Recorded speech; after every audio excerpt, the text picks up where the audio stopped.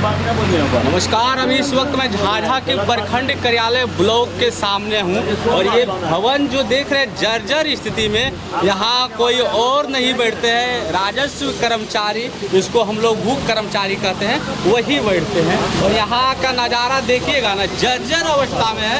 इस जर्जर अवस्था में ना जाने कब दुर्घटना हो जाएगी और किनके मौत ये जर्जर बिल्डिंग ले सकती है, ये भगवान भरोसे ही चल रही है बिल्डिंग। आइए हम दिखाते हैं इस बिल्डिंग की जर्जर मलगुजारी देने के लिए बिल्डिंग के और ऊपर की ओर दिखाया जाए।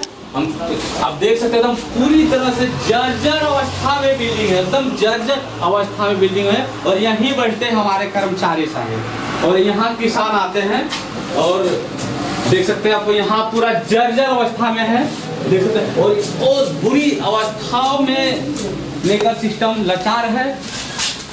इनसे पूछना चाहता हूँ, ये किनकी परमिशन से यहाँ बैठ रही है, कौन इन्हें परमिशन दे? यहाँ की स्थितियाँ देख सकते हैं, एकदम गंदगी पूरी तरह से फैली हुई है, पूरी तरह से फैली हुए है। ये शौचालय दिया गया है राजस्व कर्मचारी के लिए, देख सकते हैं। इस शौचालय पता नहीं इसमें शौचालय आदमी करता है या भूत करता होगा, पता नहीं चल रहा है इस सिस्टम के बारे में। एक यहाँ चापाकल है, वो चापाकल भी नहीं चलते हैं, देखते हैं, देख सकते हैं यहाँ पे चापाकल के लिए।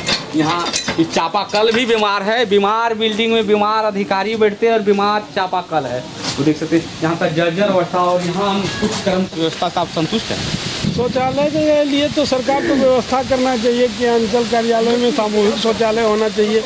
पब्लिक आता है, लेडीज़ वगैरह सब आती है, किसी को शौचे लग गया, किसी को पेशाबे लग गया तो बड़ा मुश्किल होता है। या पानी पीने का आवश्यकता होता है तो बाज़ार से लोग बोतल में ख़रीद के ला करके पीता है। इसको तो व्यवस्था करना चाहिए, चापाकल बढ़िया चापाकल में वो व्यवस्था करते सरकार तो अच्छा रहता, यही बात है। और क्या मतलब पानी की व्यवस्था नहीं है, शौचालय की व्यवस्था नहीं है, लेकिन आप टैक्स पे करते हैं, आपको व्यवस्था। मतलब किसान है, यदि कोई नेता होते तो इनके लिए मतलब हिंदी नहीं अंग्रेजी टॉयलेट लग जाता है यहाँ के विधायक मुखिया के लिए, लेकिन यहाँ किसान वर्ग के लोगों के लिए यहाँ पानी की व्यवस्था और शौचालय वगैरह कहीं कुछ नहीं है। और जर्जर भवन में यहाँ यदि छत गिर जाए, इनका जिम्मेवार कौन है? यही तो अब सरकार की व्यवस्था करनी चाहिए। सरकार इसका अगर व्यवस्था नहीं करता है तो सरकार की भूल है, सरकार व्यवस्था करना। और फिर सरकार ये कोठी है, प्राइवेट कोठी तो नहीं है कोई बना देगा, सरकार की कोठी है, सरकार ही बनावेगी। हमारे साथ छापा पंचायत की युवा है और राजस्व कर्मचारी, हम इनसे बात करेंगे। सर, आप इस बिल्डिंग में किन की परमिशन से रह रहे हैं? क्या दुर्घटना होगी, इसका जिम्मेवार कौन होता है? यहाँ किसान वर्ग के लोग आते हैं, वैसे लोग आते हैं जो भारत के अन्न उगाकर लाखों करोड़ों लोगों को पेट भरते हैं, वैसे स्थिति में इस जर्जर भवन में रह रहे हैं। सर, क्या मजबूरी है इस जर्जर भवन में रहने का? अभी तो हमको यहाँ रखा गया टेम्प्रोरी तौर पर, बगल में हम देखते हैं, सर बोले हैं वहाँ व्यवस्था हो जाएगा तो यहाँ से हम चले जाएंगे। तो अभी टेम्प्रोरी पर आपको रखा गया है? टेम्प्रोरी पर भी है। और आदेश किन की है सर यहाँ रखने का? आदेश किसी का है नहीं, यहाँ जब तक था तो चलाते हैं, चल रहा था। आदेश किसी और का नहीं है, मतलब किसी का आदेश नहीं है, फिर भी सर जर्जर भवन में रह रहे हैं अपना मर्जी से और टेम्प्रोरी में रह रहे हैं। मतलब किसी का आदेश नहीं, फिर भी कैसे रह रहे हैं सर? जब आदेश नहीं है तो आप बहुत सारे फ्लैट पड़े हुए सरकारी भवन देख सकते हैं, ब्लॉक में एकदम झकाझक है, इसको रिजेक्ट कर दिए गए हैं। इधर भी भवन पड़े हुए हैं, लेकिन फिर एकदम बुरी हालत में क्यों रहते हैं? क्या आपको बहुत अच्छा दिन बसता है? नहीं ऐसा कुछ नहीं है।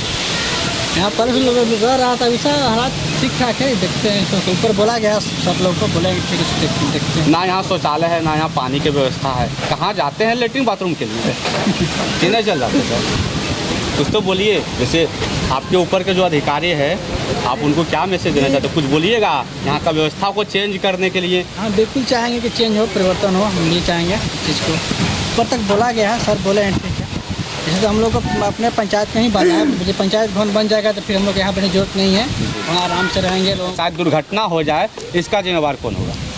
देखिए, इसकी जिम्मेवारी तो सरकार की होगी जी, सरकार की होगी। हाँ। और सरकार की कोई व्यवस्था है, ऐसी बात नहीं है कोई पदाधिकारी की कोई व्यवस्था है ना, सरकार की कोई व्यवस्था है, सरकार की व्यवस्था। हाँ सरकार, पदाधिकारी दोषी नहीं है, सरकार इसके लिए अलॉटमेंट करेंगे, पदाधिकारी जरूर करेंगे, समझे ना। और नहीं होगा तो क्या करेंगे पदाधिकारी?